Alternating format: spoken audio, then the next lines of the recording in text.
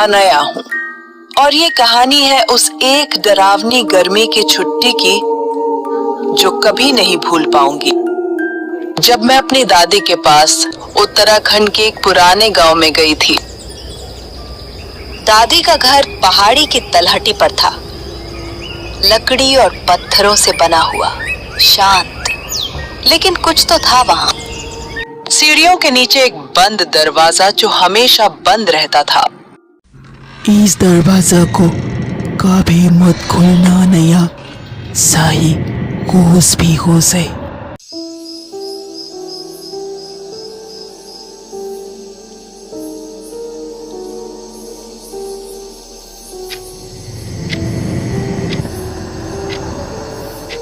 रात के ठीक 2:03 मेरी नींद खुली। सीढ़ियों के नीचे से कुछ सरसराने की आवाज आई, जैसे कोई चल रहा हो। दादी दूर से चिल्लाती हैं, सो जा नया, जो सुना अनसुना समझ, पर देखने की कोशिश मत करना।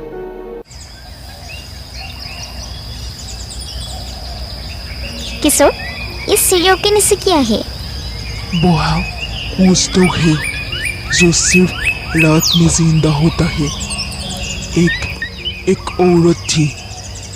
कौन सी औरत? मुझे ज्यादा तो कुछ नहीं मालूम, बस बचपन से सुनते आई हूँ इस सीढ़ियों के नीचे आना माना है, और आप भी रात को सीढ़ियों के नीचे मत जाना। उसके बाद किशोर वहाँ से चला जाता है और मैं वहाँ पड़ी बैठी रही। ऐसे करते करते रात हो जाता है और आज रात भी।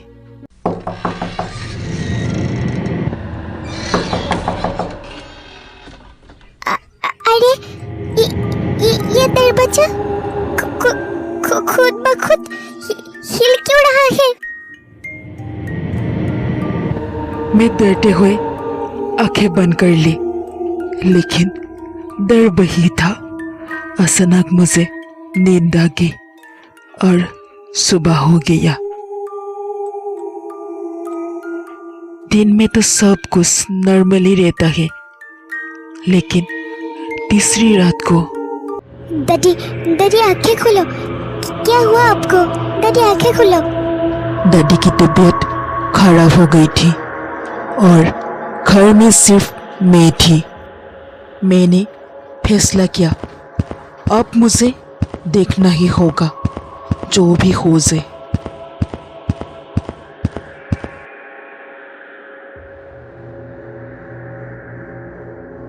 मैं सीढ़ियों के नीचे पहुंची और दरवाजा खुद ब खुद खुल गया।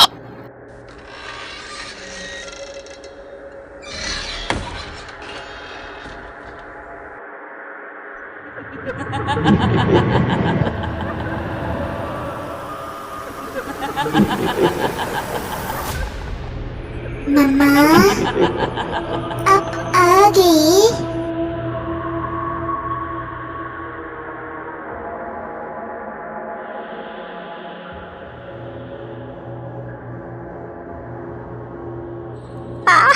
छोड़ दो मुझे।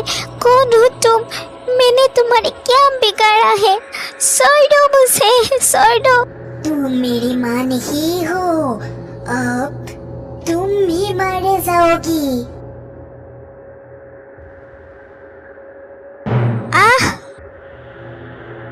मैं बहुत डर गई और कोने में जाकर बैठ गई। दूसरी तरफ दादी, ओम नमः शिवाय, ओम नमः शिवाय।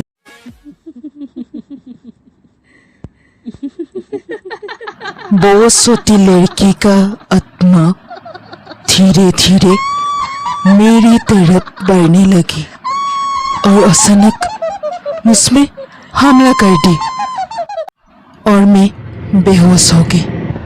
जब मेरी आँख खुली तब मैं देखा मैं अपने कमरे में हूँ और मेरे सामने दादी बैठी है। अनया, अब वो आत्मा तुझे भी पहचान चुकी है। अब वो दरवाज़ा हर रात खुलेगी। मैं चाहता हूँ तू घर वापस चले जाना या। और मैं वापस चली आई। ये घटना मैं सारी जिंदगी भर नहीं भूलूंगी।